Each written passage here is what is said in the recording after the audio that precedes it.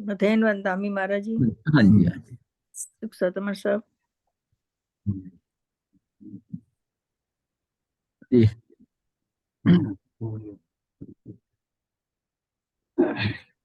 बताइए बंदा महाराज जी। हाँ जी, तो स्टार्ट हो गया।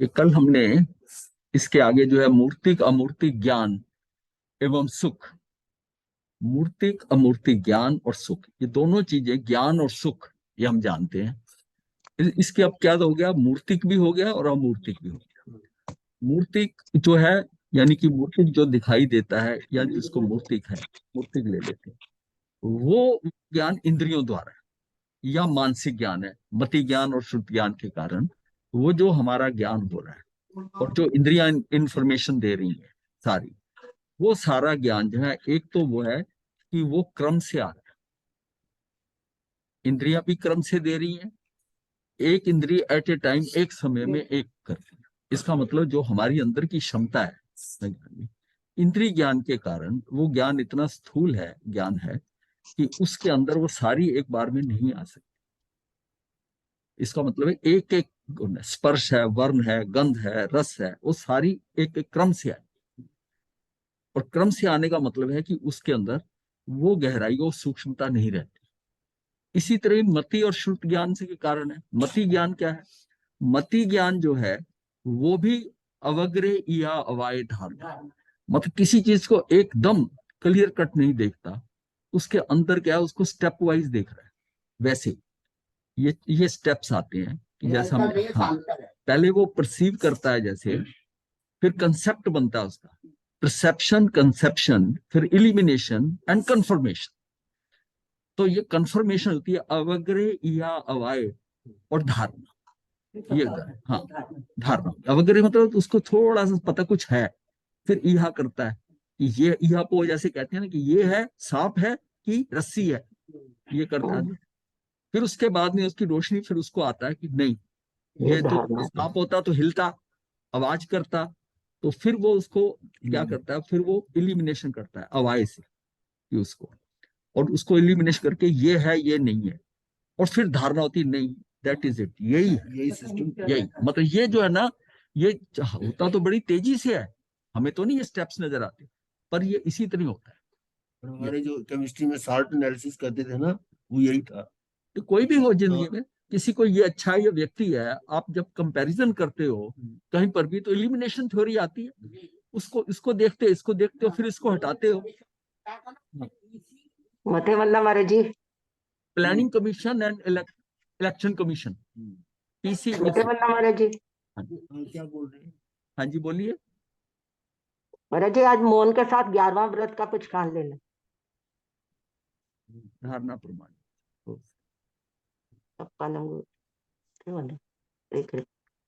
तो ये अब हमने जान लिया कि इंद्रिय ज्ञान जो है, जबकि इंद्रिय ज्ञान व्यवहार से तो हम कहते हैं मैंने अपनी आंखों से देखा, मैंने खुद अपने कानों से सुना, लेकिन निश्चय से वो केवल ज्ञान की अपेक्षा परोक्ष है, वो प्रत्यक्ष नहीं है, वो परोक्ष है। परोक्ष ज्ञान जितने अंश में सूक्ष्म पदार्थ को नहीं जानता, अब रही जो परोक्ष ज्ञान है, उसमें कुछ चीजें तो हमें प्रत्यक्ष में हम समझ रहे हैं, ये मुझे दिखाई दे रही है, पर उसके अंदर भी कुछ डिटेल जो होगी आगे की होगी, वो मुझे दिखाई नहीं दे रही। वो जैसा केवल ज्ञान में होता है कि कुछ भी छुपा नहीं है, ऐसा नहीं कह सकते कि कोई कहे कि ये नहीं देखा या ऐसा नहीं है। वो टोटल ज्ञान है, मात्र संपूर्ण ज्ञान, केवल ज्ञान, कुछ भी अज्ञानता नहीं है। इनमें अज्ञानता हो सकती है, आंखों से देखा भी गलत हो सकता है, कानों से सुना भी गलत हो सकता है। तो ये सारा जो है, ये क्या है, ये फिर उतने अंश में चित्त में खेद का कारण है। अब जितना हमें समझ आता है किसी चीज को पढ़ने के बाद में, और ये भी महसूस हो रहा है कि मुझे पूरा समझ नहीं आ रहा, वो फिर खेद होता है ना अंदर, वो खेद होता है। मतलब है जितने अंश में चित्त का खेद होता है, मतलब जितने अंश में वो पदार्थ को नहीं जानता, उतने अंश में चित्त का खेद का कारण होता है, और खेद ही दुख है। अतः दुख जनक होने से इंद्रिय ज्ञान है छोड़ने योग्य है। आगे इंद्रियों की अपने विषयों में भी प्रवृत्ति होना एक साथ संभव नहीं है, इंद्रियों का नहीं है, इसलिए इंद्रिय ज्ञान को हे कहा है। और फिर ये इंद्रियों वाला जो हमने डिस्कशन कर लिया कि ये ज्ञान जो है, जो जैसे केवल ज्ञान है वो युगपत है, सारी चीज एक ही बार में दिखाई देती है, लेकिन योग विषयों का, और ये सुख का कारण नहीं है क्योंकि युगपत ज्ञान नहीं है। उपरोक्त गाथाएं ये बताती हैं कि अतीन्द्रिय सुख का साधन अतीन्द्रिय ज्ञान है, क्योंकि सुख का साधन बाह्य द्रव्य नहीं है किंतु निज ज्ञान ही है। ऐसा भी कहा गया है कि आत्मा में जब विकल्पों से दूर ऐसा जो ज्ञान सुख होता है, जो अतीन्द्रिय भी है और अमूर्तिक भी है, वह उपादेय है, वो ग्रहण करने योग्य है। इसका मतलब है कि जितना हम इंद्रियों और मन से चिंतन करते हैं, अगर हम अपनी आत्मा में चले जाएं, उस आत्मा में जाने से जो भी ज्ञान होगा, जब भी हो, वो ज्ञान आपका जो है ना, वो अतीन्द्रिय ज्ञान होगा, वो अमूर्तिक होगा और वो ज्यादा सुखदायी होगा। गाथा 54 में बताया है कि अतीन्द्रिय सुख का साधन अतीन्द्रिय ज्ञान है। अतीन्द्रिय सुख का साधन जो है अतीन्द्रिय ज्ञान है, और वह अतीन्द्रिय ज्ञान ही उपादेय है। अतीन्द्रिय ज्ञान वह है जो अपनी सत्ता के लिए इंद्रियों की अपेक्षा नहीं करे। वो इंद्रियों की उसकी अपेक्षा नहीं, उसकी आंखें बंद करके भी बैठा, सब कुछ है, कुछ देख भी नहीं रहा, तब भी वो ज्ञान हो रहा है उसे। अतीन्द्रिय ज्ञान दो प्रकार का होता है, एक तो नित्य कार्य रूप है और दूसरा स्व अनुभव रूप है। हाँ, नित्य कार्य रूप मतलब जो हो रहा है, सामने हो रहा है, अतीन्द्रिय ज्ञान से भी जो सामने घटित हो रहा है, एक सिर्फ अनुभव में ही आ रहा है, अनुभव स्व अनुभव रूप अर्थात सहज शुद्ध आत्मा का अभेद ज्ञान जो अतीन्द्रिय ज्ञान है, जो अंदर उसको अंदर महसूस हो रहा है, अनुभव में आ रहा है। ऐसा ज्ञान मानसिक ज्ञान नहीं है, और जो मानसिक ज्ञान है वह स्व अनुभव ज्ञान नहीं है। मानसिक तो है, आपने याद किया हुआ, आपने करा, आपने सुना हुआ, आप उसको रिपीट कर रहे हो, आप बोल रहे हो, हाँ जी मैंने जानता हूं मैं, वो तो मति ज्ञान का शिवोपम है ज्यादा उसका, तो उसके कारण उस चीजों को पकड़ लेता है, मति पकड़ लेती है और फिर उसको वो रिप्रोड्यूस कर देता है। हाँ उसको, हाँ अंदर मतलब आत्मा के हिसाब से ज्ञान नहीं है, वो जो शब्दावली जानी है उसी से ही, अगर उसको थोड़ा सा भी चेंज करने की उसको पूछो नहीं आएगा, उसको तो पूरा उसको गहराई से जो है अंदर छू गया, वो भावते लिया हुआ है। जैसे स्थूली भद्र को भद्रबाहु ने कहा कि मैं तुझे जो है अब आगे, जब वो मना कर दिया कि इसके आगे मैं ज्ञान नहीं दूंगा पूर्वों का, तो कहा शब्द रूप ही दूंगा, भाव रूप नहीं दूंगा, भाव रूप नहीं दूंगा। शब्द का मतलब है ठीक है, दूसरे को पढ़ाया जा सकता है, पर जो अपने अनुभव में आना है, स्व अनुभव में आना है, वो नहीं आएगा। ये तो समझ में आता है। हाँ, एक तो नित्य जो है सर कार्य रूप, जैसा कि हमें पता है कि अतीन्द्रिय ज्ञान से आपको एक चीज समझ आ रही है, आप बता रहे हो, समझ आ रही है, एक बता रहे हो, शब्दों में आ रहा है, एक अनुभव में आ रहा है, जो शब्दों में आ रहा है वो हाँ वो कार्य रूप, वो चीज है, ठीक है समझ में आ गया। शब्दों में तो परसेंट आता है, हाँ परसेंट, जो स्व अनुभव रूप है तो 100%। वो 100% है, वो आपने ना उसका वो परसीव कर लिया कि ये क्या है, परसीव करना। हाँ उसमें जो है ना, हाँ अनुभव रस भी मिला हुआ है। हम मिला हुआ है। हाँ, तभी कई बार हम जो एग्जाम्पल देते हैं ना, कि जैसे कि हम कहते हैं कि सत्य और सत्ता, कि ये द्रव्य है, ये सत्य है, सत्य और सत्ता, सत्य और सत्ता। अब इसको मैं समझाने की कोशिश करूं तो नहीं समझ में आता, तो मैं अगर समझाऊं मनुष्य और मनुष्यता, ये शब्द एक शब्द से समझ में आ जाएगा, इससे समझ में आ जाएगा कि मनुष्य वही है और मनुष्यता उसी में ही है। पर मनुष्यता अगर देखे तो मनुष्य दोनों अलग नहीं है, मनुष्य और मनुष्यता, लेकिन उसकी जो मनुष्यता जो है उसकी फंक्शनिंग हो रही है, वो तो मनुष्यता से हो रही है ना। हाँ। सफेद और सफेदी, सफेद और सफेदी जो है, जो हाँ हाँ हाँ इस हाँ हाँ ये ज्यादा छूती है, ये ज्यादा छूती है हमें, जैसे बूढ़ा और बुढ़ापा, हाँ बूढ़ा और वो एक ही बात है, एक ही बात है।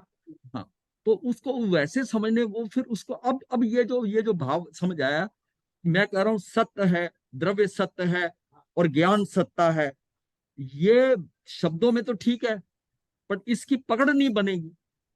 पकड़ कब बनेगी? जब मैं कहूंगा कि जिस तरह मनुष्य है और उसमें मनुष्यता है, एकदम समझ में आए। तो ये होता है भावतः समझाना। भावतः समझाना। जैसे मानव मानवता अब तो समझ आ गया ना, तो फिर कुछ भी है तब तो आप कहीं और चीज निकाल लोगे। जब चीज समझ में आ गई तो ये इसको कहते हैं आपने भाव से पकड़ लिया।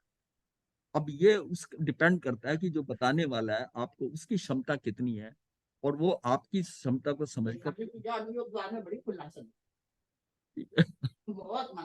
पता नहीं, हम तो नहीं पढ़ पाए नहीं उसका, चलो समय मिलेगा। लेकिन वो जब शुरू किया था थोड़ा लगा कि ये हाँ, छद्मस्त अवस्था में मति ज्ञान और श्रुति ज्ञान चलते हैं, और ये दोनों इंद्रियज और मानसिक ज्ञान है।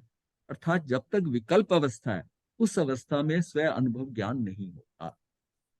मतलब इसका मतलब है कि आपका अगर संकल्प विकल्प आ रहे हैं ना, जिस इंटेंसिटी का आपकी पेनिट्रेशन पावर चाहिए समझने के लिए, वो इसका मतलब है कि वो उतनी नहीं है, क्योंकि आपके साथ में विकल्प संकल्प विकल्प ही चल रहे हैं।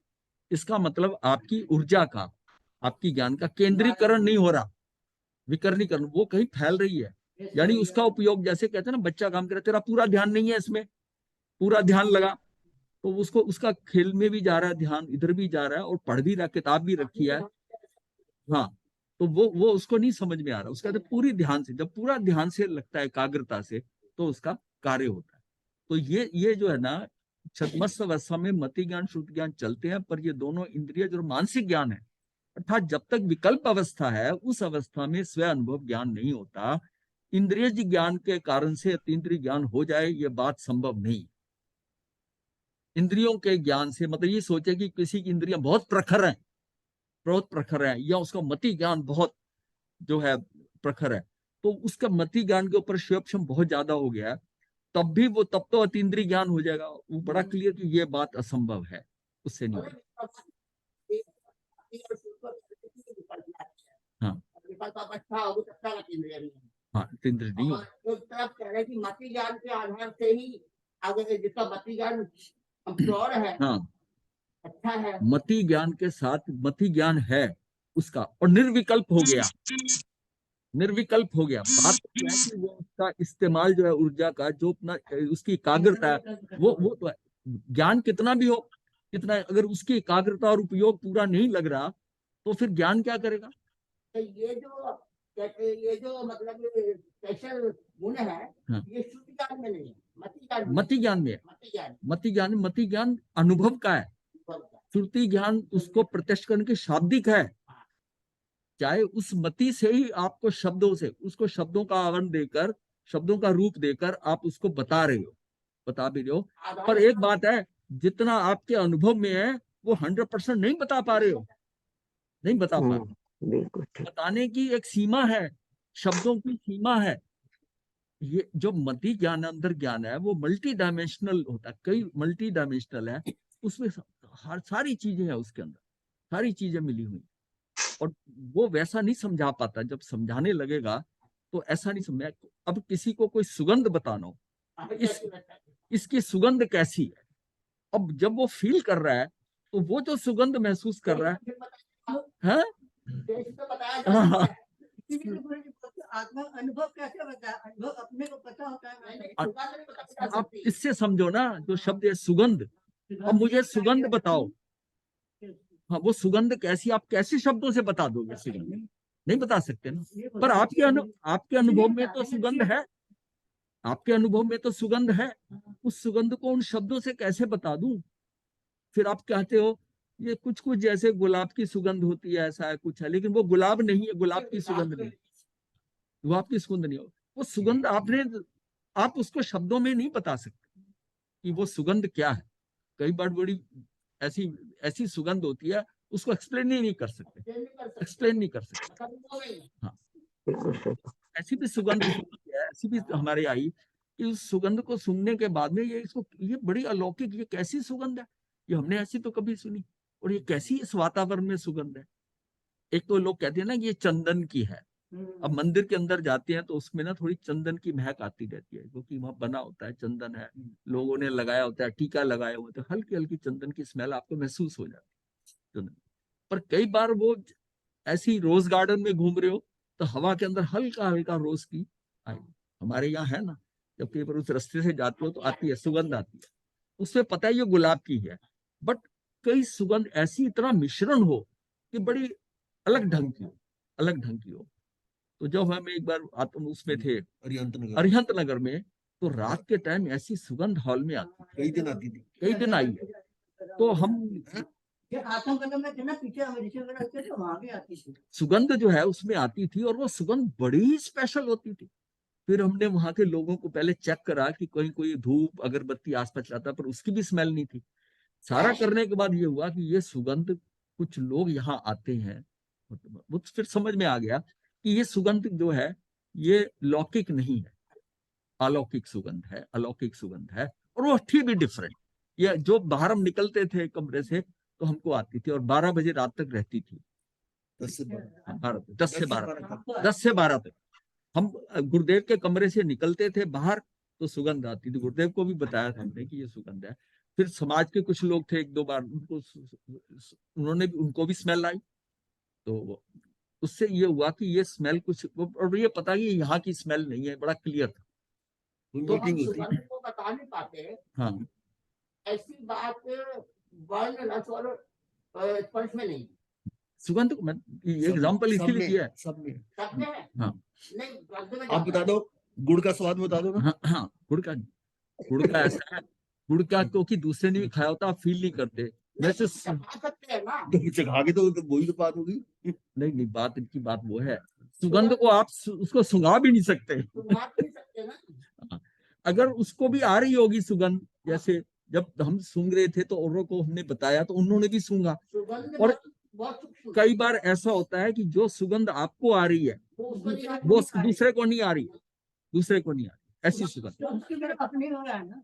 मेरे को ऐसा लगा कि सुगंध ज्यादा सूक्ष्म है ज्यादा सूक्ष्म है, बिल्कुल ठीक है। हाँ बाकियों से, हाँ, तीनों से बहुत ज्यादा सुगंध है। मतलब हमारी जो नसें जो डिटेक्शन करती है ना अंदर नाक के अंदर, ये जो उसकी नसें जो है उनके जो 347 होती हैं, 347, और उसको कैसे वो मैनेज करती हैं, और वो मतलब उसमें डिफरेंट डिफरेंट है, उसका मिक्सचर जाकर अंदर फील होता है, अनुभव आत्मा वहां हो रहा है क्या।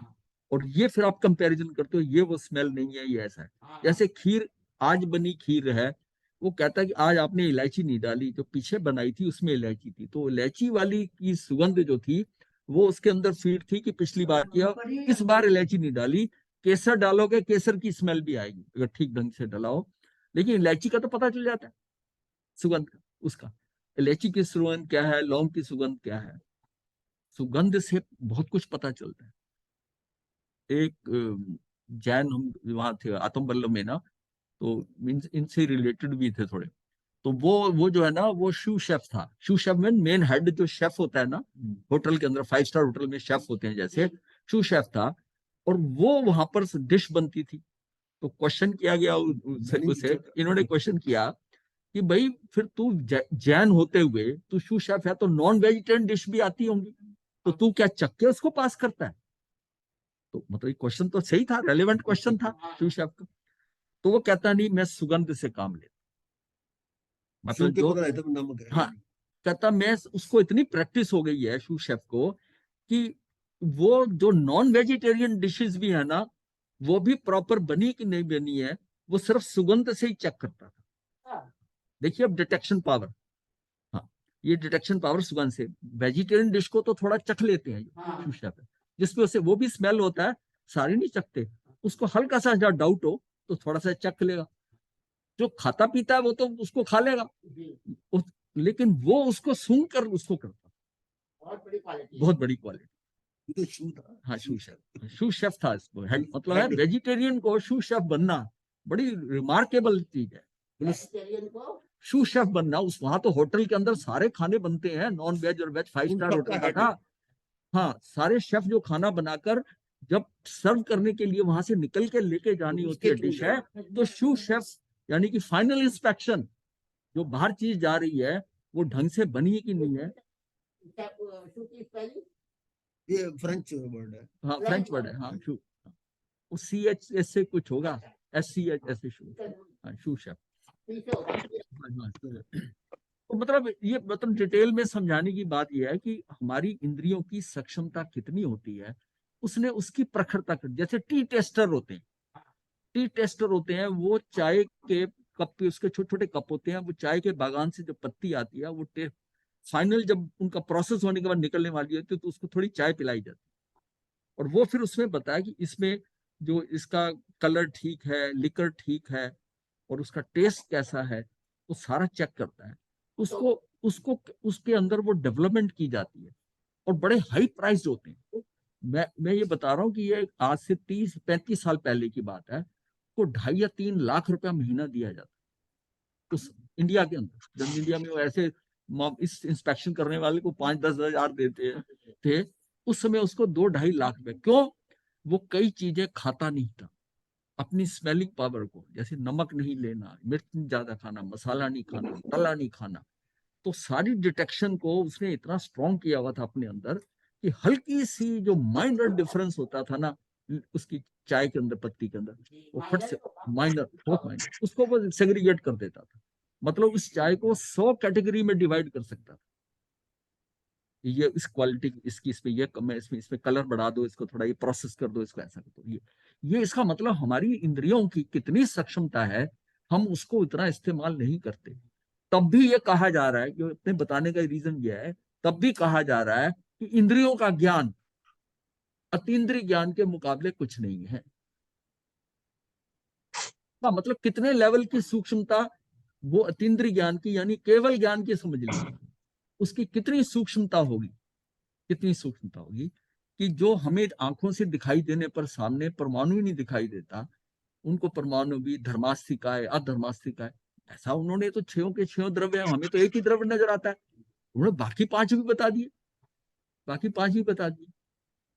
और खासतौर पर ये आकाश शास्त्री का ये 3 का बताना, काल का भी अंडरस्टैंडिंग से हो सकता है, काल का ये भी देख सकते हैं हम, मतलब ऑब्जर्वेबल तो है ही है ना, कि काल का ऑब्जर्व कर सकते हैं, दिख नहीं सकते तो काल को ऑब्जर्व कर सकते हैं। और ये जो है ये धर्मास्ती अधर्मास्ती का है तो बहुत ही डिफरेंट चीज है, लेकिन उनके इसका मतलब वो ज्ञान की सूक्ष्मता हम समझे क्या है। धर्मास्ती अधर्मास्ती के प्रश्न अटक रहा था मेरे दिमाग में, फिर 2 दिन तक अटकता रहा, फिर हो गया सॉल्व, अपने आप सॉल्व हुआ चिंतन से। दूसरी बात यह है कि जो मति ज्ञान के, लाइनें दो रही, इसलिए मानना होगा, इसलिए मानना होगा कि केवल का अतीन्द्रिय ज्ञान की उत्पत्ति का कारण कोई ना कोई अतीन्द्रिय ज्ञान ही होगा। मतलब ये ज्ञान जो है, ये मान रहे हम कि इंद्रिय को ज्ञान तो है ही नहीं, तो इसका मतलब केवल ज्ञान या अतीन्द्रिय ज्ञान की उत्पत्ति के कारण कोई ना कोई अतीन्द्रिय ज्ञान ही होगा।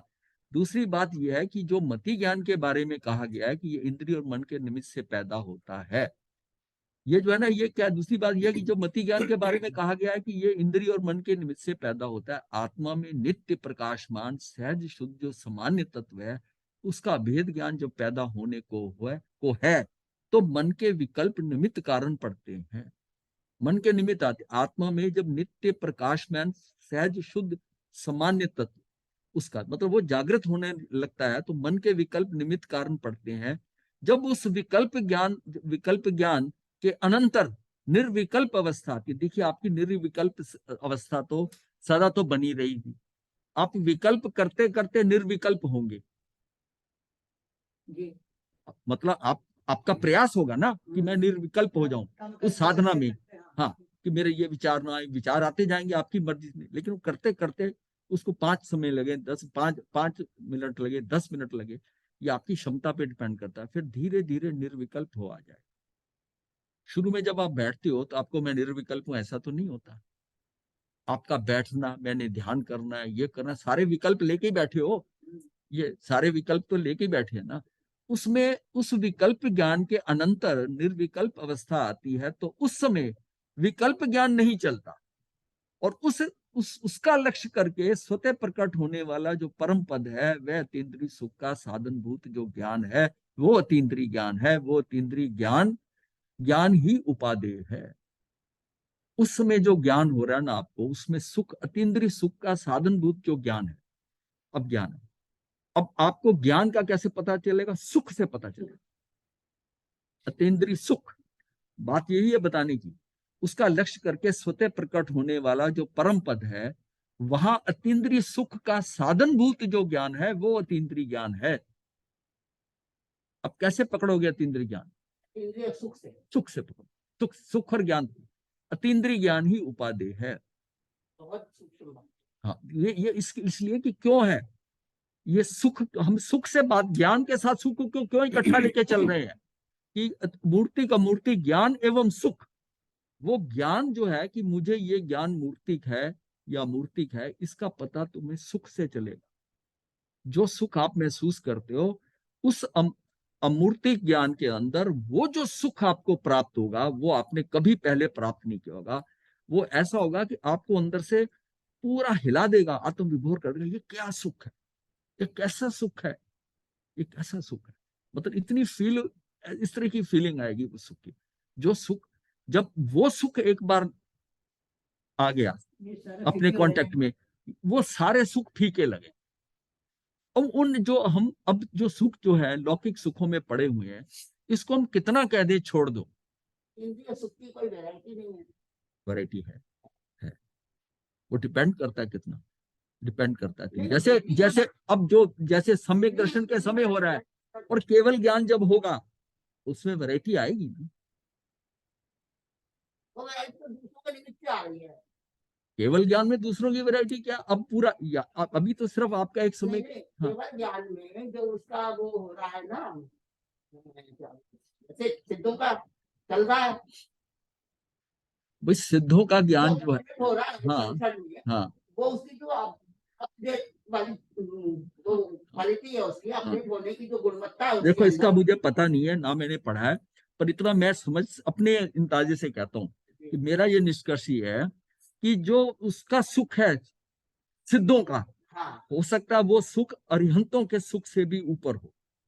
हाँ, क्योंकि ऐसा- अरिहंत के पास अभी भी चार कर्म है, और यहाँ का लौकिक दृष्टि सारी है, शरीर है, शरीर है। मेरा अनुमान है, कहीं पढ़ा नहीं है, पर मैं उसको लेके चलता हूँ। वो सुख जो है सिखों का, जब जब कई बार हम पढ़ते हैं तो अव्ययवाद सुख जो है वो सिद्धों के लिए लगाया, सिद्धों के लिए लगाया, उन्हों के लिए लगाया।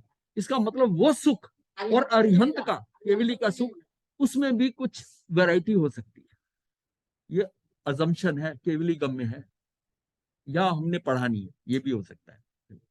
लेकिन ये सुख है, और ये जो जो सुख मैं कह रहा हूं, ये जो हम बात कर रहे हैं, ये सम्यक दर्शन वाले सुख। कल परसों की क्लास में मेरे मन में एक बात आई थी, जो उत्पाद व द्रव्य हर क्षण सबके चल रहा है, हर पदार्थ में चल रहा है, सजीव निर्जीव सब में। तो किसी का उत्पाद द्रव्य व्यय सबका अपना अपना स्पेशल है ना। उसके कारक छह डिफरेंट है ना, सबके अपने अपने कारक हैं, सबके अपने अपने का। बस इसी से पता चलता है, इसमें कोई ऐसी बात नहीं। तो आत्मा में यद्यपि ज्ञान और आनंद दोनों सहज गुण है, तथापि संवेदन तो ज्ञान के द्वारा ही है। सुख का स्वरूप ज्ञान से अभिन्न है। अब यह है जो सुख भी महसूस हो रहा है आपको, वो भी तो ज्ञान से ही हो रहा है।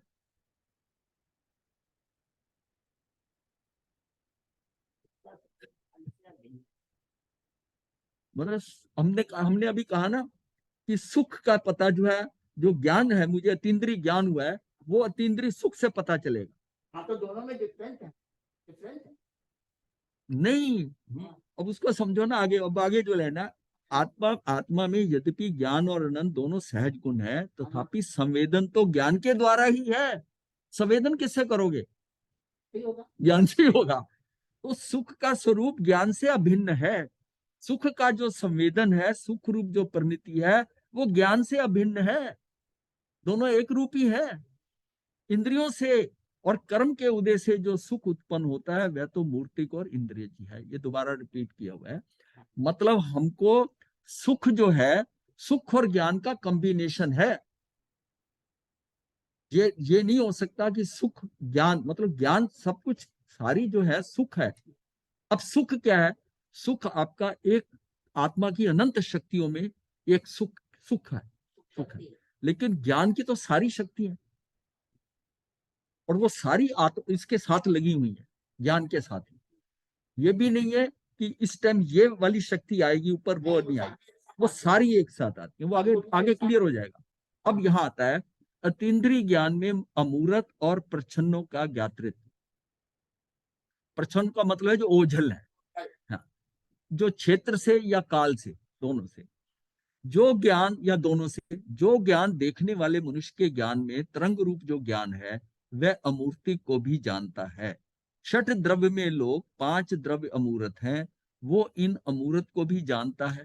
अब जिसको वो ज्ञान है, तरंग रूप का ज्ञान है, वो इन अमूर्त को भी जानता है, मूर्त पदार्थ जो है उनको भी जानता है।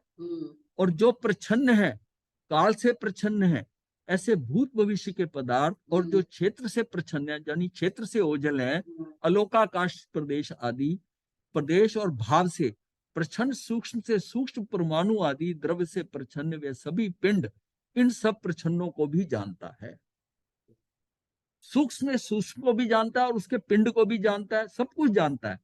जो उसकी निगाह में आ रहे हैं, जो उसको काल से, जो भूत में चले गए, खत्म हो जा चुके हैं वर्तमान से, जो भविष्य में आने हैं, उसको भी जानता है।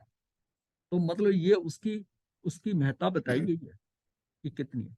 अपने द्रव्य में आने वाली या पर द्रव्य में आने वाली जो और भी चीजें हैं, विभाव, अशुद्ध अवस्था, इन सबको भी जानता है। उसमें जो विभाव आ रहे हैं भाव के साथ में, उसको भी आ रही है। वो कहते थे ना, भगवान ने कहा ना कि ये श्रेणिक राजा और उसकी पत्नी आई, चेलना आई है, इसको देखकर, उनके रूप और आभूषण पहने देखकर सारा, और कुछ साधु साधियों ने निदान कर लिया है, उन्हें वार्न किया, और जिन्होंने निदान करा इसका भी आलोचना प्रायश्चित कर लिया। और उस टाइम किया हुआ था, उनको पता चल गया। हाँ, उनको पता चल गया। उस विभाव में गए ना, निदान किया, निदान विभाव में होता है। तो विभाव अशुद्ध, विभाग को भी जान रहे थे। हाँ, वो विभाव को भी जान रहे थे। ये बात समझ नहीं है ना अपने। एक तो होता है शब्द है, पढ़ लिया हमने, विभाव को भी जानते, अपने समझना है कि विभाव को कैसे जाना उन्होंने विभाव को जाना कि इन्होंने ये ऐसा भाव कर लिया। हाँ हाँ, तो ये विभाव, अशुद्ध अवस्था, इन सबको भी जानता है। ऐसा ज्ञान अतीन्द्रिय ज्ञान है, और वो ज्ञानी सर्वज्ञ के अतीन्द्रिय सुख का साधन है। वो ज्ञानी सर्वज्ञ के अतीन्द्रिय सुख का साधन है। इंद्रिय ज्ञान में ये शक्ति नहीं है कि वह अतीन्द्रिय सुख का साधन बन सके। केवल अतीन्द्रिय ज्ञान में ही ऐसी शक्ति है। अतीन्द्रिय ज्ञान अमूर्तिक और मूर्तिक को भी, और अमूर्तिक मूर्तिक में भी प्रच्छन्न आदि सबको जानता है। जो बड़ी मुश्किल से कोशिश करने पर भी समझ नहीं आने वाले द्रव्य, जो क्षेत्र काल और भाव से भी प्रच्छन्न है, क्षेत्र से प्रच्छन्न अलोकाकाश के प्रदेश है, काल से प्रच्छन्न जो वर्तमान में नहीं है, ऐसी भूत और भविष्य की पर्याय और भाव से प्रच्छन्न स्थूल पर्यायों में घुसी हुई सूक्ष्म पर्याय भी जानता। सूक्ष्म से सूक्ष्म, हाँ, मतलब सूक्ष्म से सूक्ष्म पर्याय भी जानता है। स्थूल पर्याय तो जानता ही जानता है। वह सब केवली के ज्ञान की पर्यायों में रहती है, और क्योंकि वह सबकी सब प्रत्यक्ष है, उसके तो प्रत्यक्ष ही है। अब वो उसमें उसकी एग्जाम्पल देते हैं कि जैसे एक बच्चा है, छोटा बच्चा है, वो 1 महीने में उसकी अवगाना 1 उंगल बढ़ गई उस बच्चे, समझाने के लिए, लेकिन वो प्रति समय बढ़ रही है। इसका मतलब वो जो 1 उंगल बड़ी है, उसके अंदर भी सूक्ष्म पर्याय घुसी हुई है।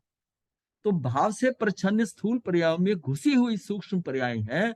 जैसे एक बालक 1 महीने में 1 उंगल बढ़ गया, परंतु वह तो समय समय पर बढ़ रहा होता है, परंतु उसका वह प्रति समय का बढ़ना भाव से प्रच्छन्न है, उसका वर्णन नहीं किया जा सकता। हमने द्रव्य, क्षेत्र, काल वो करके भाव से प्रच्छन्न है, ये भाव की प्रच्छन्नता बताई है कि बढ़ना भाव से प्रच्छन्न है, उसका वर्णन नहीं किया जा सकता। 1 महीने भर में उसका 1 अंगुल बढ़ना दिखाई दे पाया तो उसका वर्णन किया गया। इसका अर्थ है कि एक मोटी पर्याय में भी प्रति समय सूक्ष्म पर्याय चल रही होती हैं, जिसे हम परिवर्तन कहते हैं। मतलब हरी आम की, कच्चे आम की अंबी को वो हम 1 हफ्ते बाद देखते हैं कि पूरा पीला हो गया, लेकिन प्रति समय वो पीला हो रहा था। अब ये हरे से कितना पीला हो गया ये हमारी दृष्टि में नहीं आ रहा, लेकिन अतीन्द्रिय ज्ञान की दृष्टि में वो आ जाएगा कि ये एक समय पहले का हरा है, ये एक समय बाद का, ये हरा डिफरेंट है, वो हरा डिफरेंट है, इतनी सूक्ष्मता आ जाएगी। एक मोटी पर्याय में भी प्रति समय सूक्ष्म पर्याय चल रही होती है, जिसे हम परिवर्तन कहते हैं। ये सूक्ष्म पर्याय भाव से प्रच्छन्न है। ऐसे सब प्रच्छन्नों को भी देख लेते हैं। ऐसे अतीन्द्रिय ज्ञानी जीवों के स्वयं अतीन्द्रिय सुख होता है। ऐसे अतीन्द्रिय ज्ञानी के जीवों के स्वयं के अतीन्द्रिय सुख होता है। अब सुख और ज्ञान की अविनाभाविता, ये क्यों अविनाभावी है? कि वो सुख भी है तो ज्ञान भी है, ज्ञान है तो सुख भी है। ये बिल्कुल वैसी है ज्ञान और दर्शन वाली बात आ रही है। हाँ, अतीन्द्रिय सुख उसी के होता है जिसके अतीन्द्रिय ज्ञान हो। अतीन्द्रिय ज्ञान हो, ज्ञान को छोड़कर सुख नहीं रहता, सुख को छोड़कर ज्ञान नहीं रह सकता, ज्ञान नहीं हो सकता। ऐसे ज्ञान और सुख का संबंध अभिन्न है, अर्थात अतीन्द्रिय सुख का साधन अतीन्द्रिय ज्ञान है। स्वरूप दृष्टि से तो ज्ञान और सुख दो हैं। अगर उसका स्वरूप माने तो ज्ञान और सुख दो हैं। जैसे मनुष्य और मनुष्यता, ये दो स्वरूप हैं। परंतु ज्ञान से जुदा सुख का संवेदन नहीं बताया जा सकता, नहीं बताया जा सकता। यहां फिर प्रश्न होता है कि और ऐसे गुण हो जो ज्ञान से अभिन्न नहीं बताए जा सकते, तो उनको भी ज्ञान से अभिन्न कर दो, मतलब उसको भी ज्ञान से अभिन्न कर दो। ऐसे कौन से गुण है जो, जब ये लिखा ना कि प्रश्न होता है ऐसे गुण हो जो ज्ञान से अभिन्न नहीं बताए जा सकते, ऐसे गुण, तो उनको भी ज्ञान से अभिन्न कर दो। इसका समाधान ये है कि जब उन गुणों का वर्णन आएगा तो वे ज्ञान भी अभिन्न हो जाएंगे। 47 शक्तियां हैं जो हम जानते हैं, अनंत शक्तियां ज्ञान के अंदर है, वो सारियां उस ज्ञान को सपोर्ट कर रही हैं। अब कौन सी किस समय कितने लेवल की कौन चाहिए वो आपको समझ में आ जाती है कि ये शक्ति आ गई। अब 14वें गुण स्थान में जब सारे योग खत्म हो गए और उसका एकदम अकंपपना आया, तो वो अब अकंप हो गया। ये एक शक्ति है, निष्क्रियत्व शक्ति। उस जीव में ऑलरेडी है, आत्मा में ये शक्ति है, वो अब उसका काम अब शुरू हुआ। निष्क्रियत्व शक्ति का उस समय शुरू हुआ कि अब तू बिल्कुल अचल, बिल्कुल एकदम। तो ये क्या है? ये ज्ञान। इसका समाधान ये है कि उन गुणों का वर्णन आएगा तो वह ज्ञान से अभिन्न हो जाएंगे, जैसे सूक्ष्म ज्ञान से अभिन्न है। यदि ज्ञान के स्वरूप निर्माण में से सूक्ष्म ज्ञान को निकाल दें तो उसका सूक्ष्मना मिट जाना चाहिए और वह स्थूल हो जाना चाहिए, परंतु ज्ञान स्थूल तो नहीं हो जाता। इसलिए सभी गुणों को देखो जो आत्मा में भरे हुए हैं, वे सब अपना अपना भिन्न भिन्न लक्षण सत्ता को लिए हुए होते हैं। उसमें जो शक्तियां, जितनी आत्मा की शक्तियां हैं, उसका सबका काम है, परंतु वो ज्ञान से भिन्न नहीं है। वो क्योंकि उसके ज्ञान से भिन्न नहीं है। आत्मा की शक्तियों को बताया जा रहा है कि वह सब गुण इस आत्म द्रव्य से भिन्न नहीं है, द्रव्य की सत्ता में ही है। इसलिए सब अभिन्न है, क्योंकि वो शक्तियां तो आत्मा की है, आत्मा की शक्ति, यानी कि वो शक्तियां जो है वो द्रव्य की है, यानी कि जो सत्य है उसकी शक्तियां हैं। हाँ, और ज्ञान जो है ये तो उसकी सत्ता में है। हाँ, अब इधर किधर से देख रहे हो आप? गुणों की तरफ से देख रहे हो तो उधर सत्ता इधर से आएगा कि ये जो है इधर से है, और द्रव्य से देख रहे हो उधर से तो सत्य नजर आएगा। सत्य और सत्ता एक ही है ना, मनुष्य और मनुष्यता एक ही है। मैं इसको किधर से देख रहा हूँ? अपनी दृष्टि पर दृष्टि देख रहा हूँ, किस एंगल से देख रहा हूँ। बात यही है कि आत्मा का दर्शन क्यों नहीं होता। अब यहाँ एक बात बता देता हूँ आगे समझ में, क्योंकि नहीं तो कॉम्प्लिकेटेड हो जाएगा बाद में। कि जिस समय मैं उसको देख रहा हूँ, किसको? ज्ञान को देख रहा हूँ। ज्ञान में कैसे देख रहा हूँ? उसमें एक फोटो बन रही है।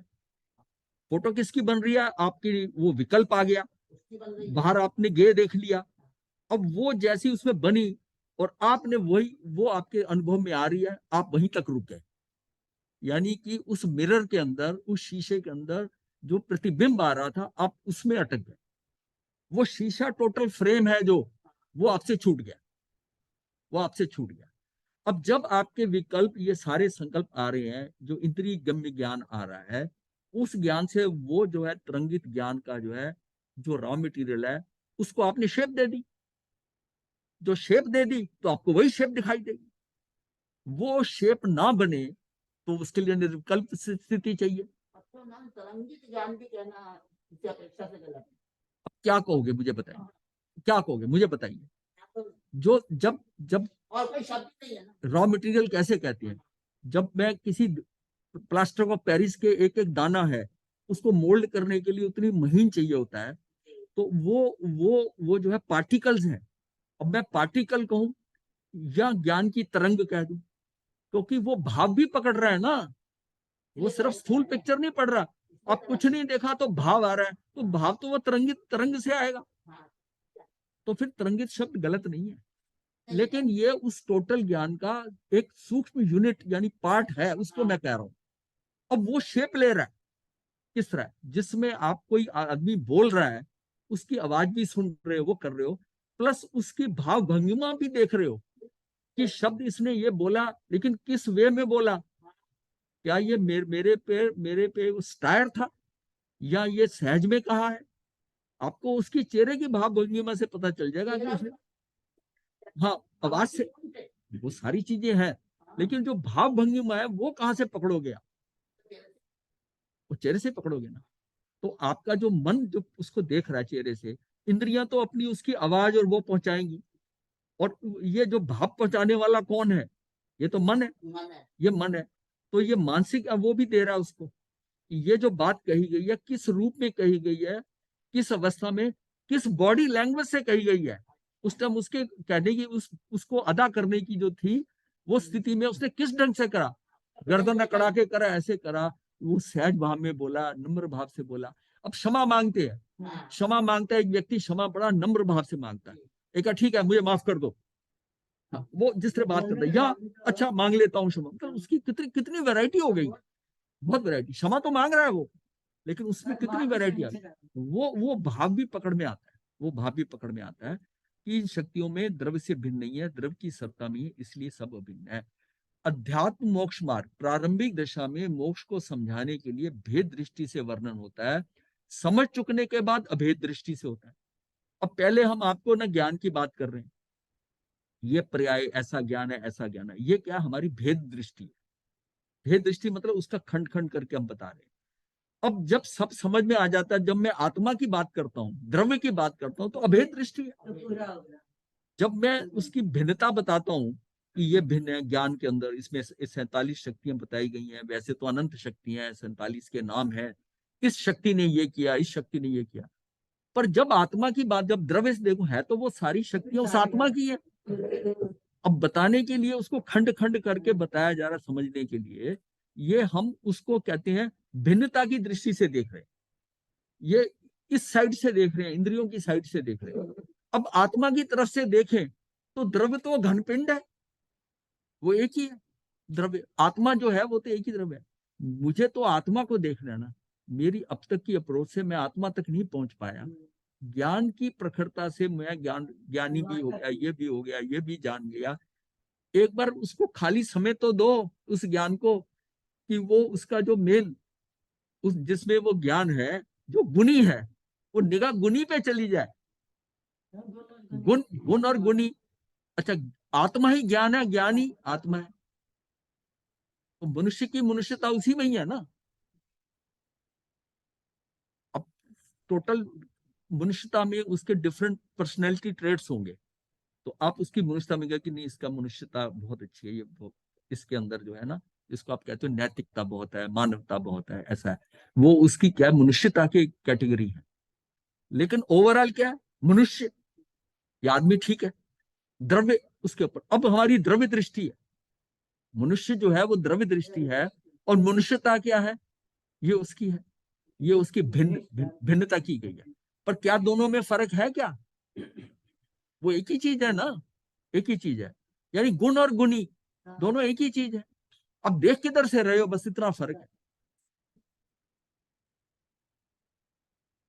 तो अध्यात्म अनुभव में उतरे हुए पूछे कि मोक्ष मार्ग क्या है, तो वह एकदम ये नहीं कहेगा कि सम्यक दर्शन, सम्यक ज्ञान, सम्यक चरित्री मोक्ष मार्ग है, परंतु ये कहेंगे कि जो एक ज्ञान मात्र अभेद परिणति होती है, जो ज्ञान मात्र अभेद परिणति होती है, उस एक परिणति को कहेंगे कि ये अभेद अनुभव मोक्ष का मार्ग है, अभेद अनुभव मोक्ष का मार्ग है। फिर कहेंगे ज्ञान का श्रद्धान स्वभाव से रहना, ज्ञान का श्रद्धान क्या है, स्वभाव से रहना सो सम्यक दर्शन है। ज्ञान का श्रद्धान स्वभाव से रहना सम्यक दर्शन है। ज्ञान का ज्ञान स्वभाव से होना सो सम्यक ज्ञान है। और ज्ञान, शांत स्वभाव से रहना सम्यक दर्शन। हाँ सम्यक दर्शन। ज्ञान स्वभाव से ज्ञान का ज्ञान स्वभाव में होना सो सम्यक ज्ञान है। और ज्ञान का राग आदि भावों को त्याग के स्वभाव से होना ये सम्यक चरित्र है तो ज्ञान ही है। इसलिए भगवान ने कहा युगपत। युगपत कैसे? क्योंकि उनका रॉ मटेरियल तो ज्ञान ही है। ये मेरा रॉ मटेरियल जो है ये मैं जानता हूं, अब मैं देख रहा हूं, अब मैं उसको अपना रहा हूं, अनुभव कर रहा हूं, चरित्र में ला रहा हूं। पर ये सारा टोटल मिला के है तो ज्ञान ही है। आता है ना ज्ञान दर्शन चरित्र मोक्ष महाराज जी की समझ पड़ना। ये फिर शब्द को पकड़ रहे हो। ये चीज तो 5 मिनट में बता देता। हाँ, मतलब वो सारी चीजें ज्ञान दर्शन ये जब हम सब कह रहे हैं तो है तो इकट्ठी नहीं वो। इकट्ठी नहीं है। एक बार बताओ मैं बताऊंगी आपको। चलो इनसे समझ लेना बाद में, फिर सबका बाकी जो है ना विषय थोड़ा है।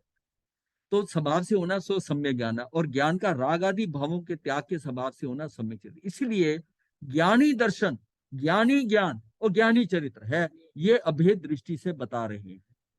चरित्र वह है जो किसी वस्तु को जाने और ऐसा जाने कि उसके जानने में राग आदि भाव ना रहे, ये चरित्र है।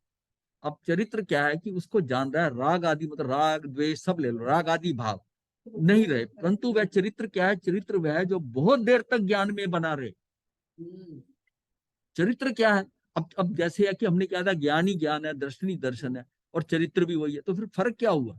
ज्ञानी चरित्र, चरित्र वो है जो बहुत देर तक ज्ञान में बना रहे। दर्शन क्या है? ज्ञान का ज्ञान रूप बना रहना और उसके विपरीत श्रद्धा ना लाना। ज्ञान का ज्ञान रूप होकर जैसे ही आपको संशय आ गया तो श्रद्धा आ गई, दर्शन गया। इसी को ही दर्शन कहते हैं। मतलब है कि दर्शन क्या है? ज्ञान का ज्ञान रूप बना रहना, इससे विपरीत श्रद्धा ना लाना, इसी को दर्शन कहते हैं। तो ज्ञान का ज्ञान रूप से बना रहना, ये सामान्यता अनुभव किया, यही दर्शन हुआ। ज्ञान का ज्ञान रूप से होना, यह ज्ञान हुआ। बहुत देर तक बना रहना, यह हुआ चरित्र हुआ।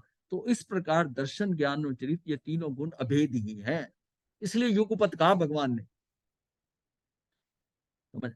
अभेद ही है। अब ये प्रश्न होता है कि ज्ञान में यदि अनंत गुण आ गए तो ज्ञान द्रव्य हो जाएगा। भाई गुणों के समूह को हम द्रव्य कहते हैं। और अभी हमने बात करी कि ज्ञान के अंदर कई भिन्न भिन्न करने के लिए और भी उसमें शक्तियां हैं। तो ये बात यह आ गई कि अगर ज्ञान में यदि अनंत गुण आ गए तो ज्ञान द्रव्य हो जाएगा। जो गुण होते हैं वे द्रव्य के आधार से होते हैं। तो सारे गुण यदि ज्ञान के आधार हो तो ज्ञान को तो द्रव्य हो जाना होगा। इसका समाधान ये है कि यहाँ अन्य गुणों को जो ज्ञान में मिलाया वह आधार रूप से नहीं मिलाया, अपितु वे तो सहयोगी होकर मिले हैं। वो ज्ञान के सहयोगी हैं। मेन चैप्टर ज्ञान है। अगर तो ये होता ना कि इसमें ये उदय होगा, ये शक्ति उदय होगी, ये उदय होगी, तो फिर तो उसका आधार ज्ञान होता, तो फिर ज्ञान द्रव्य हो जाता। ये जो है वो सारी की सारी जो है अनंत शक्तियां हैं, वो ज्ञान के साथ ही है, क्योंकि उसमें ज्ञान भी एक शक्ति है। उस ज्ञान की शक्ति में सारी की सारी की एक बार में ही इकट्ठी ही आती है। इसको कहते हैं अक्रम। पर्याय को क्रमवृत्ति कहा, जो पर्याय होगी ये अक्रम है। अक्रम का मतलब युगपत, सारी की सारी आती है। अब उसमें कौन सी आपको समझ आ रही? जिसका कार्य होना होता है, जैसा होना था वो है, इसलिए वो उसके सहयोगी गुण है, ज्ञान के ही है। इसका मतलब क्या हुआ कि इन सारी शक्तियों में ये शक्तियां जो हैं ये ज्ञान की शक्तियां हैं। ज्ञान इनके बिना कार्य नहीं कर सकता। इनको ज्ञान की जरूरत नहीं है, ज्ञान को इनकी जरूरत है। ये बात फिर से समझाओ। वो शक्तियां जो हैं वो ज्ञान की सपोर्ट। आप ज्ञान को जिस तरह चेक करो, ये कौन सा ज्ञान मैं कर रहा हूँ, दर्शन है, चरित्र है, ये है, फिर ज्ञान की कितनी वैरायटी है। ये सारा जो है ये उसके अंदर कहां से हो रहा है? उन शक्तियों के, जो उसकी सहयोगी शक्तियां। वो सहयोगी शक्तियों की किसको जरूरत है? ज्ञान को जरूरत है। नहीं तो ज्ञान क्या वो स्थूल हो जाएगा ना। ज्ञान सूर्य, उसकी सूक्ष्मता के लिए कौन सी शक्ति किस वैरायटी की है, ज्ञान की सूक्ष्मता बरकरार रहे, बराबर रहे, उतनी वैरायटी का ज्ञान हो जाए, वो शक्तियां साथ लगी हुई हैं, वो शक्तियां साथ हैं। तो इसका समाधान ये है कि जहां अन्य गुणों को जो ज्ञान में मिलाया है वह आधार रूप से नहीं मिलाया, अपितु वह तो सहयोगी होकर मिले। सहयोगी होकर अभेद हो जाए तो वो एक स्वरूप ही क्या, ज्ञान में सब गुण निकाल दो तो फिर उनके निकालने से ज्ञान में विपरीतता या उल्टापन आ जाना चाहिए। फिर उस ज्ञान का स्वरूप क्या रह जाएगा, ये सोचना होगा। आत्मा को देखो जो ज्ञान में ही है। अब ये ज्ञान कितने में है, कितनी वैरायटी का है, कितने में है, अर्थात कितने प्रकार का है। ज्ञान सूक्ष्म भी है, ज्ञान परिणमता है, इसलिए अगुरु लघु भी है, ज्ञान अमूर्तिक भी है, ज्ञान स्थिर भी है। यदि ये गुण सहयोगी होकर एक दूसरे के ठोस सॉलिड लेने के साधन ना रहे तो इस ज्ञान का कोई अस्तित्व भी रहेगा क्या, नहीं रहेगा, उसका अस्तित्व नहीं रहेगा। इस तरह ज्ञान में जितने गुण है वो अपृथक रूप से रहते हैं, फिर भी एक गुण दूसरे गुण के आधार रूप नहीं है, सहयोगी रूप है। सहयोगी रूप से वह सब गुण न्यारे नहीं है। इन सब गुणों का अभेद पिंड एक आत्मद्रव्य है, वह आत्मा ज्ञान में है। यदि उसमें से एक गुण भी निकाला जाए तो कोई गुण उसमें टिक नहीं सकता। द्रव्य की दृष्टि से देखो तो एक चीज और एक परिणमती है, परिणमन भी एक ही है, एक समय का एक परिणमन। ऐसी इस चीज की कल्पना करके गुण ढूंढते हैं। द्रव्य की तरफ से देखते हैं तो ऐसा लगता है गुण तो उसमें मानी हुई चीज है। अगर द्रव्य की तरफ से देखते हैं तो गुण उसमें मानी हुई चीज है। यदि गुण की तरफ से देखते हैं तो ऐसा लगता है कि द्रव्य क्या है, समस्त गुणों का एक अभेद पिंड द्रव्य है। तब और द्रव्य क्या रहा, द्रव्य तो मानी हुई चीज है। ये तत्व का विकट रहस्य है। अब बाकी को अब जाकर नहीं समझ में आएगा, ऐसा है ये, इसको ये थोड़ा है, इसको भाव से समझना पड़ेगा। कर ले ये पूरा हो गया क्या? नहीं अभी तो कहा। अच्छा पूरा नहीं, ये ऐसा है, इसको ऐसे समझो कि वो ज्ञान गुण जो है, ज्ञान की जो वैरायटी के लिए उसको जैसे होता है ना, एक आदमी जैसे जनरल है, उसके ये सोल्जर है, ये अच्छा निशानेबाज है, ये ऐसा करने वाला है, वो सारे उसके साथ रहे तो वो जनरल है, वो लड़ाई के अंदर है, वो जनरल किस काम का। अब वो कहे कि ये बाद में आएगा उस टाइम का, वो सारे उसके मौजूद रहने चाहिए उस समय। कौन किस समय करेगा कार्य वो अलग बात है। जनरल को उसकी जरूरत है उन सब की, उनको जनरल की जरूरत नहीं है। तो वो है या नहीं है, जनरल को जरूरत है उसको अकम्प्लिश करने के लिए, उस कार्य को करने के लिए बहुत अच्छे ढंग से कार्य हो जाए। और ये ज्ञान, ये गुण इसको अच्छे ढंग से कर सकता है, ये व्यक्ति मेरा ये काम अच्छे ढंग से कर सकता है, उसकी यही तो उसकी काबिलियत है। उसको करना नहीं आता, उसे करवाना आता है। किसको कौन सा इस्तेमाल करना है, कैसा करना है, जरूरी नहीं उसको करना आता हो। यह भी हो सकता है उसको करना आता हो उस व्यक्ति को, पर उसको करवाना आना जरूर चाहिए।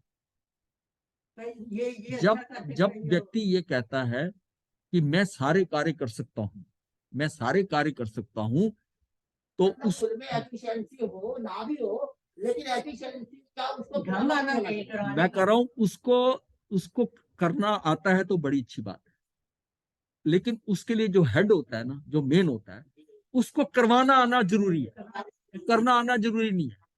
करना आता होगा तो करवाना थोड़ा, एक होता है करना बहुत अच्छा जानता है पर करवाना नहीं जानता।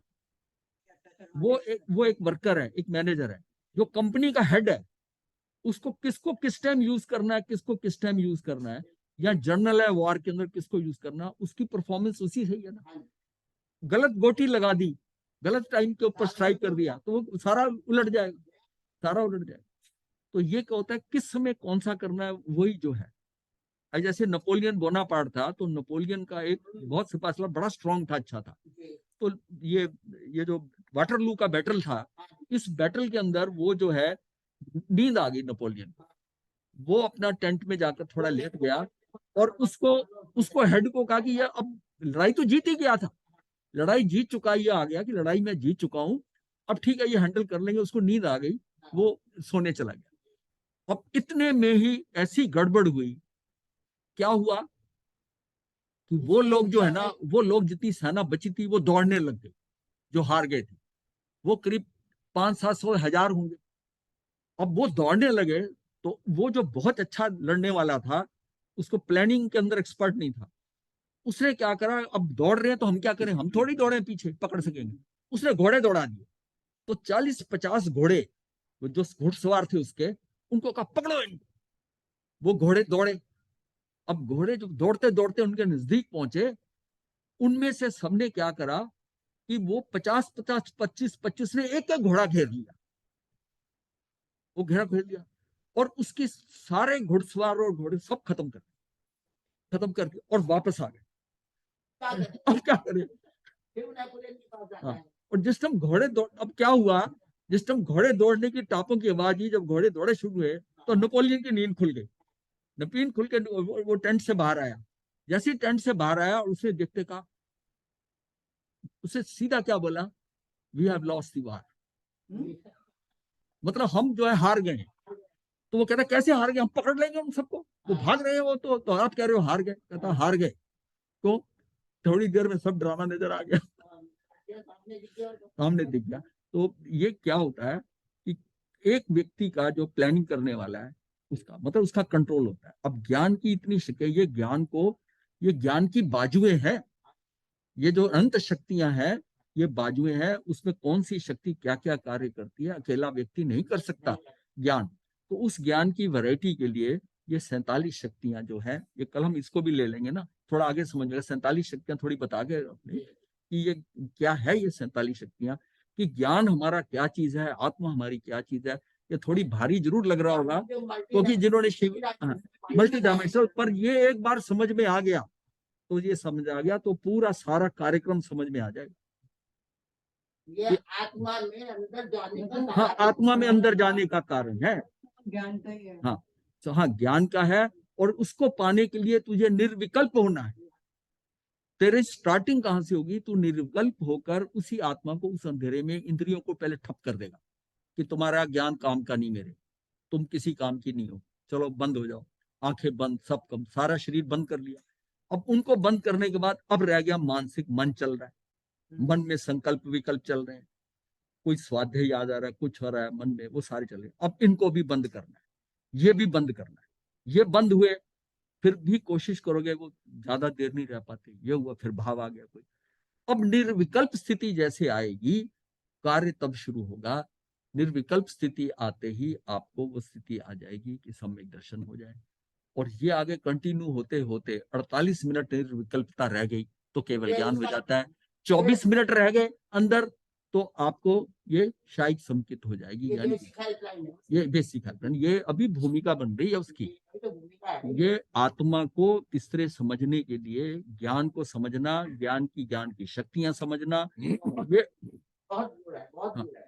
तो उसको समझना ही आ जाए, समझ में आ जाए, कोशिश करेंगे समझाने की, कितने 2-3 पेज आपको आया समझ में, वो भी आएगा। आ जाएगा। जरा पाठ पागल है। अभी यही बंद करते हैं जनरल डिस्कशन। आपको क्लियर हो जाएगा। तेरा अभी 8 नहीं बजे बज गए क्या ना? बात मेरे है, आज 13 हुए। 13 नहीं है 14 हो गए। अच्छा, देखिए क्या क्या सबकी पोजीशन है, किस किस है। चलो पहले बेस्ट है, डॉक्टर अमिता आप बताओ, भारी क्या समझ में आया? गुरुदेव, मैंने तो कल भी बताया था कि जो अभी आपने लास्ट में 2 लाइनें बोली कि जो संकल्प विकल्प है, और ये आपने बिल्कुल सच बताया कि सारी इंद्रियां कंट्रोल भी कर लो तो मन नहीं कंट्रोल होता। मन में संकल्प विकल्प बहुत देर तक आते रहते हैं, मतलब जरा सा 1 मिनट भी नहीं होता कि एक विकल्प कोई आ जाता है, फिर हाँ, कोई एक भाव, एक विचार, बस उनको हटाने का ही पुरुषार्थ करना है। मैंने तो ये मैं सीखा नहीं है। नहीं, मैं वो तो आपका प्रैक्टिकल है, मैं आज की थ्योरी की बात कर रहा हूँ। ये आपको पकड़ में आ रहा है कि नहीं आ रहा है, या हाँ इसको जी, थोड़ा और ढीला कर दूं? मेरी समझाने की इतनी वो नहीं है। मैं तो आपको देखिए हिस्ट्री से, वाटरलू से नेपोलियन की लड़ाई भी करा दी, घोड़े की दौड़ा दी है। नहीं, वो फीलिंग आती है कि जब आपने बताया कि ज्ञान, दर्शन, चरित्र तीनों एक ही है, जब हम अंदर जाते हैं तो फीलिंग आती है, नहीं तब नहीं, कुछ नहीं पता ये लगता कि ज्ञान इसको अलग है, दर्शन अलग है। इसको एक नहीं समझना, हाँ जी। ये इसको एक ऐसा समझना है कि अब ज्ञान का मैं इस्तेमाल क्या कर रहा हूँ। ये भी हाँ जी। ऐसा है, ये जो अनंत शक्तियां मेरे अंदर है, ये इसमें एक दर्शी शक्ति भी है, हाँ जी।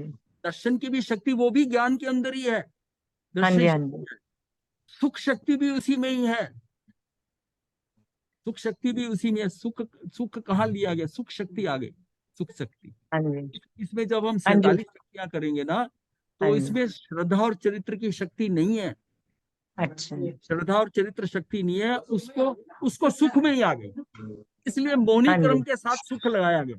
मौनी क्योंकि हाँ जी। चरित्र, हाँ चरित्र और श्रद्धा, दर्शन मौनी और चरित्र मौनी की शक्ति नहीं है इसमें, क्योंकि ये शक्ति, ये प्रैक्टिस, ये आगे की परफॉर्मेंस है, ये शक्ति नहीं है। हाँ जी।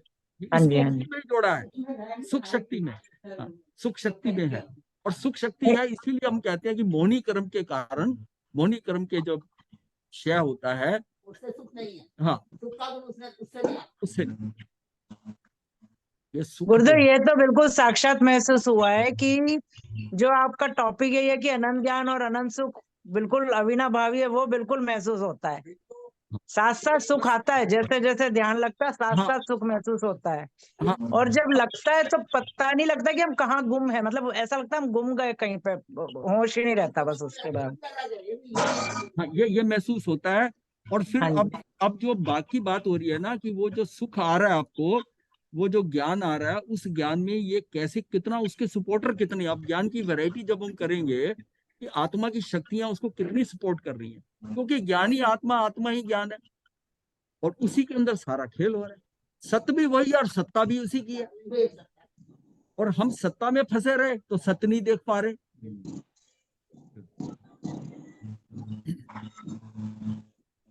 कुछ लोगों के चेहरे बिल्कुल ब्लैंक है, वो आज सोचे महाराज पता नहीं क्या बता रहे हैं। ये कौन है? रजनी जैन जी, आपको समझ में आ रहा है? जी गुरुदेव, आ रहा है। मैंने 47 शक्तियां की हुई हैं पहले भी। अच्छा, की हुई है? हाँ जी, मैंने की हुई है। वो समय सार किया था ना, तो उसके नहीं, साथ 47 47 शक्तियां। शक्तियां समझ में आ रही हैं, वो तो एक अलग हाँ जी। पार्ट हाँ है। जी। ये जो सब्जेक्ट कराया जा रहा है, ये समझ में आ रहा है, थोड़ा थोड़ा। ये इसी की बात हो रही है।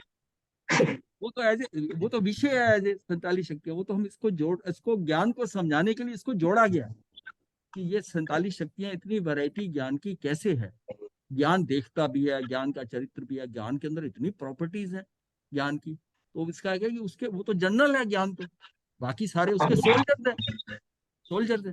ज्ञान सेनापति। हाँ, वो सेनापति वही है, तो उसको उसको उसको उसको समझना है। अब आपको पता चलेगा 47 शक्तियां का फायदा क्या है।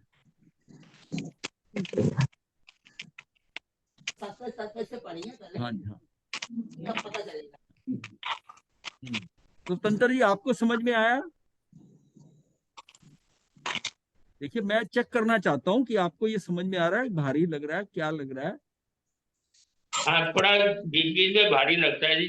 तो कुछ अच्छा। लिंक तो हो जाता है कि ज्ञान और बाकी जो है वो आपस में मेन ज्ञान ही है, सब चीजों का मेन लिंक जो है। तो अब आप सिर्फ इतना, अब ये बेसिक ये समझ के चलो कि आत्मा ही ज्ञान है, ज्ञान ही आत्मा है।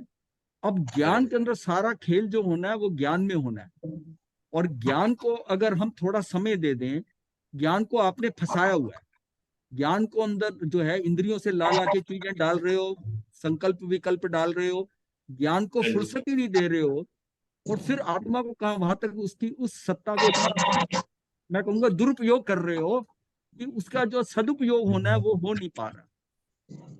अपने इंद्रियों के ज्ञान को, अपने जो मानसिक ज्ञान है, मन का ऊहापोह है, मन का विकल्प, संकल्प विकल्प है, उसको थोड़ा फ्री कर दो, थोड़े हल्के हो जाओ। खत्म करना पड़ेगा, मतलब हाँ, यही हुआ ना। इसको करने के लिए ये समझना पड़ेगा कि तू इस संकल्प विकल्प कर क्यों रहा है, तेरे से दुनिया चल रही है क्या? जब सारा लोक व्यवस्थित है, तुझे तो सिर्फ क्या होना है, सजग होकर, सहज होकर, सरल होना है, और तू इसके संकल्प विकल्प करता है जैसे कि तू कुछ कुछ बदल देगा। जब तक आप ये सोचते हो कि मैं इसको ऐसा कर दूंगा, मैं इसको बदल सकता हूँ, मैंने ऐसा प्रोग्राम बनाया, मैंने प्लान किया था। ये आपको निकलना होगा कि आप कुछ नहीं करने सकते, ये संकल्प करके अपना टाइम खराब कर रहे हो। ये बुद्धि का व्यायाम हो रहा है। आप मानसिकता में मन को भी मिसयूज कर रहे हो, बुद्धि को भी मिसयूज कर रहे हो। असली जो करना है उसको समय देना है। तू कुछ नहीं करने लायक। ये जो कुछ है, जो कुछ हो रहा है इतना व्यवस्थित हो रहा है उसमें कि तू कर ही नहीं कुछ सकता। निमित्त भी आ रहा है, तेरा उपादान भी है, तेरे कर्मों के अनुसार वो सब आ रहे हैं, वो हो रहा है, तो उसमें क्या कर सकता है? तू सिर्फ अपनी एक्सरसाइज करे जा रहा है और तू इस करने लायक नहीं है। और जो हो रहा है वो स्वतः हो रहा है। तेरे से जो हो रहा है उसमें तेरे में कर्ता भाव आ रहा है और तेरे के अंदर भोक्ता भाव आ रहा है कि मैंने ऐसा कर दिया। तो ये सारा इतना व्यवस्थित है। तू अपने आप को स्पेयर और खाली कर ले। अब खाली करना क्या मतलब? नहीं अभी अक्रिय हो जाओ। नहीं करता, ये छूटता नहीं, यही चक्कर है। आपको थोड़ा अक्रिय होना पड़ेगा। गिव देम, उसको स्पेयर टाइम दो। वो जो है ज्ञान को थोड़ा स्पेयर टाइम दो, इसलिए कि संकल्प विकल्प ना आए। मेरा कल्याण तब होगा कि मैं इंद्रियों से छूटूं, संकल्प विकल्प से छूटूं। वो तब होगा जब आप अपने अंदर रहना शुरू करोगे। सारा खेल अंदर से होना है, अंदर से होना। ठीक है। अब उसके लिए या अंदर कैसे रहेंगे, तो बाहर से हटना होगा। बाहर से हटना होगा तो आपने इतनी सारी जिम्मेवारियां आप समझते हो, हालांकि जिम्मेवारी आपकी कोई नहीं है। वो जो जिम्मेवारी आप समझते हो उसको लेकर आप इन्वॉल्व हुए जा रहे। इसने कैसे करा, उसने कैसे करा, मैंने ऐसे कर दिया। तुमने कुछ नहीं किया। तू अपना अंदर जाना। तू अपना दिन में 2 टाइम भोजन कर और अंदर जा। तुझे क्या लेना देना? जिनके लिए तू कर रहा है वो तेरे नहीं, जिनके लिए तू मर रहा है वो तेरे नहीं। ठीक है। गुरुदेव मतलब आप तू कह रहे हो कि आप मतलब इंद्रियों से मत करो, लेकिन हम जब हम आत्मा में जाएंगे तो अभी तो हमें सम्यक दर्शन नहीं है, तो हम इंद्रियों से ही करेंगे ना ये सब। नहीं तो फिर सम्यक दर्शन पाना है कि नहीं पाना है? नहीं वो तो पाना है। उसके लिए मैं तो पाने की बात कर रहा हूँ कि पाने के लिए इंद्रियों को आपने उस समय बंद करना होगा। आंखें बंद नहीं करोगे तो नजर आएगी चीज, और जी सुनोगे, बोलोगे, लेकिन हमारा खाते रहोगे। लेकिन हम जैसे अंदर आ जाएंगे, हम आत्मा में जाने रहे तो थोड़ा इंद्रियों का भी तो से मतलब लगेंगी ना उसमें। अभी तो इंद्रियां लगेंगी ना। क्यों लगेंगी? जब तक ये भावना रहेगी कुछ नहीं होगा। अरे नहीं नहीं ऐसे मत बोलिए। भाई इंद्रियों को आप इतनी इंपॉर्टेंस क्यों है कि हम इतना रचे पचे नहीं हैं? मैं कह रहा हूँ नहीं नहीं अक्रिय हो जाओ। इंद्रियों को इम्पोर्टेंस नहीं दे रहे, लेकिन अभी तो मतलब जैसे हम कह रहे हैं कि मतलब आत्मा में अंदर जाओ। इंद्रियों को एक 2-4 मिनट के लिए तो रोक सकते हो। हाँ हाँ वो तो हो सकता है। तो सम्यक दर्शन के लिए उतना काफी है। ठीक है। उतना काफी है। अपने आप को इतना भी नहीं रोकना चाहते, इतना उनसे लगाव है। नहीं नहीं उससे लगाव नहीं है, उनसे तो छूटना है। ये जो आपके अंदर से प्रश्न उठाए ना, ये लगाव का है। अरे नहीं गुरुदेव ऐसे मत बोलिए। पहले ये समझो कि हाँ लगाव है, और फिर तो आप हट पाओगे। आप ये सोच रहे हो मेरा लगाव नहीं है तो नहीं हो पाएगा। ये समझ नहीं आ रहा ये कि लगाव है। महाराज जी लगाव है, लेकिन मानना नहीं चाहते कि लगाव है। हाँ बस ठीक है, ये बात सही की नितिन जी ने। नितिन नहीं जी नहीं मेरे आपके मतलब आप मेरा महाराज जी, क्वेश्चन नहीं समझे। जैसे अभी हमें महाराज जी सम्यक उनका दर्शन मन नहीं हुआ। ये था कि हमें आत्मा में जाने के लिए इंद्रियों का प्रयोग तो करना पड़ेगा। हाँ उनका हाँ भाव ये है। हाँ नहीं, यही इंद्रियों है। का अब प्रयोग जैसे आप करना, कानों यही से सुनते यही हैं, यही कानों यही से गलत हो रहा सुनते है। तो इंद्रियों, कानों से हाँ, सुन तो कुछ रहे नहीं हैं ना। करना, यही फंसोगे। इसलिए नहीं हो रहा। इंद्रियां कैसे इंद्रियों आप इंद्रियों इंद्रियों का के थ्रू प्रयोग करो। जाओगे तो भाव पैदा हो जाएंगे। हाँ, नहीं वो नहीं भाव पैदा हो आप जाएंगे। हम सुन रहे हैं, कान तो फिर गए इंद्रियां आप, है ना। जैसे नहीं फिर नहीं, आप ये गए। सम्यक दर्शन का तरीका नहीं है। ये सुन रहे हैं, ये ज्ञान के लिए ये सिर्फ भूमिका बांध रही है, थ्योरी चल रही है। मैं बात कर रहा हूँ जब आप प्रैक्टिकल करोगे। अब ध्यान साधना में जब बैठते हो तो सारी इंद्रियां ठप नहीं करते। उनका पूछने का यही महाराज मतलब था कि जी जाना प्रॉब्लम क्या है कि सब जने ये सोचते हैं कि ये ओवरनाइट करना चाहिए, लेकिन ये धीरे धीरे होएगा। हाँ, ये मैं तो कह रहा हूँ बाहर से छूटो। जो हमने पहले दिन क्लास में कहा था कि सब कुछ व्यवस्थित है, तुझे कुछ करना नहीं है। तू अपने अंदर से बोझ हटा दो।